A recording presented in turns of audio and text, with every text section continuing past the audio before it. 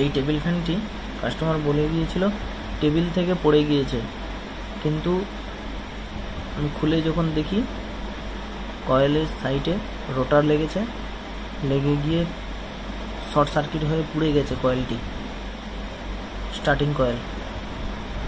আর এই কয়েলের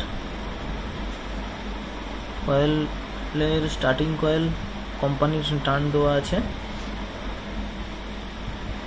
420 আর 35 নম্বর দিয়ে, আর রানিং কয়েল দেওয়া আছে 34 নম্বর দিয়ে, 430 34 নম্বর দিয়ে।